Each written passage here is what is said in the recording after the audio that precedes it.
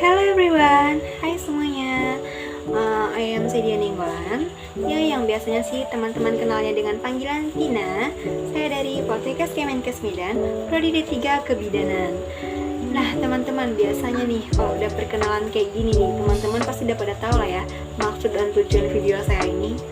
Ya, salah satu tujuannya adalah untuk memenuhi penugasan saya di salah satu mata kuliah pengantar asuhan kebidanan dengan dosen pengampu oleh Ibu Eva Mahayani Nasution. Nah teman-teman, kayaknya tanpa basa-basi aja nih, kali ini saya akan membawakan materi tentang bayi baru lahir. Lebih tepatnya sih sistem adaptasi bayi baru lahir. Nah kalau dipikir-pikir sih kayaknya nggak penting kali ya bahas bayi ke teman-teman. Mana masih muda lagi, belum ada rencana untuk punya bayi ya kan. Tapi tunggu dulu, teman-teman pernah mikir nggak sih gimana sih cara bayi yang baru lahir itu boleh beradaptasi di luar rahim setelah dia dilahirkan? Pernah mikir nggak sih? Nah, biar nggak kebanyakan mikir, kita langsung bahas sama-sama aja yuk. Pastikan disimak sampai habis ya. Check it out.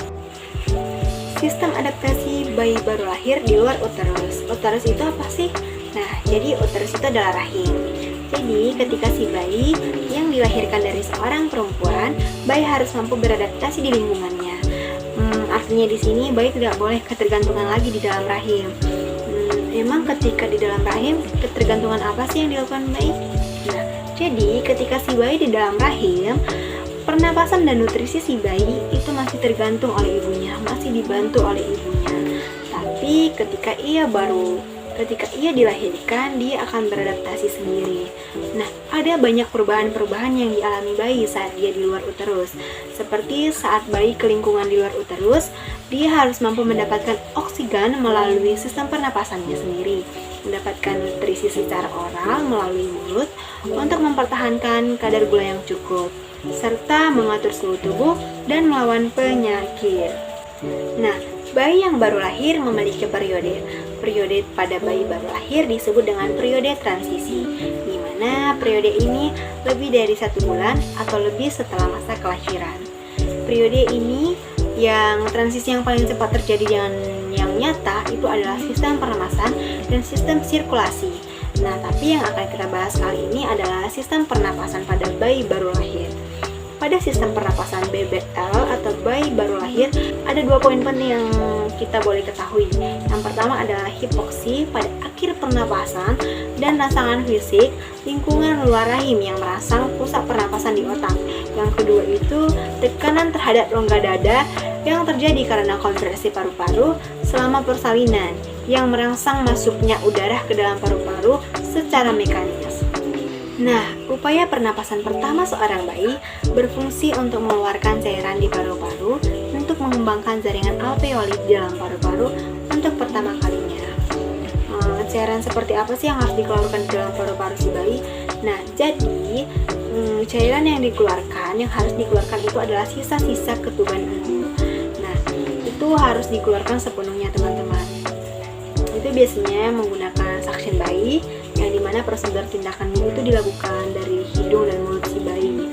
Nah, ketika prosedur itu dilakukan, bayi akan merespon dengan tangisan yang menandakan bayi itu normal dan baik-baik saja. Tapi teman-teman pernah mikir nggak sih, bagaimana dengan bayi yang ketika dia baru lahir tapi tidak mengeluarkan tangisan, yang membuat suasana itu menjadi tegang, mengkhawatirkan? Nah, ternyata ada beberapa faktor yang menyebabkan bayi yang baru lahir itu tidak menangis. Yang pertama itu kelilitnya tali pusat di leher si bayi. Yang kedua itu mungkin dia lahir secara prematur. Yang ketiga itu preeklamsia yang ditandai dengan hipertensi dan ketuban pecah dini. Nah, bagaimana nih kondisinya? Apakah tetap bisa dikatakan sehat? Nah, jika bayi baru lahir tidak menangis, tapi detak jantungnya kuat, pergerakan ototnya bagus, napasnya bagus, kemudian warna kulitnya itu kemerah-merahan, tidak kebiruan, maka kondisi bayi tersebut sehat. Tangisan bayi itu hanya tertunda. Tindakan yang dilakukan dokter atau bidan bisa memberikan rangsangan seperti menggosok punggung bayi ataupun menggosok di daerah telapak kaki si bayi serta bagian tubuh bayi sambil mengeringkan, kemudian melakukan saksian pada bayi seperti yang saya sudah jelaskan tadi, yang melalui mulut dan hidung supaya cairannya sisa-sisa ketuban si ibu itu keluar sepenuhnya. Namun, tidak semua bayi yang tidak menangis dalam kondisi baik-baik saja. Ketika bayi baru lahir tidak menangis, disertai dengan tanda-tanda yang tidak normal, maka memerlukan penanganan khusus dengan segera. Penanganan yang boleh kita lakukan adalah dengan cara Apgar Score.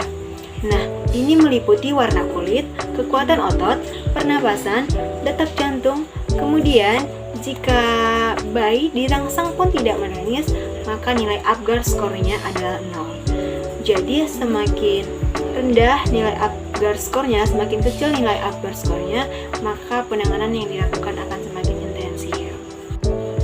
Oke nah teman-teman, sekian dulu materi yang saya boleh sampaikan mengenai sistem adaptasi bayi baru lahir. Nah, buat teman-teman yang punya question, boleh ditanyakan, saya akan mencoba untuk menjawabnya.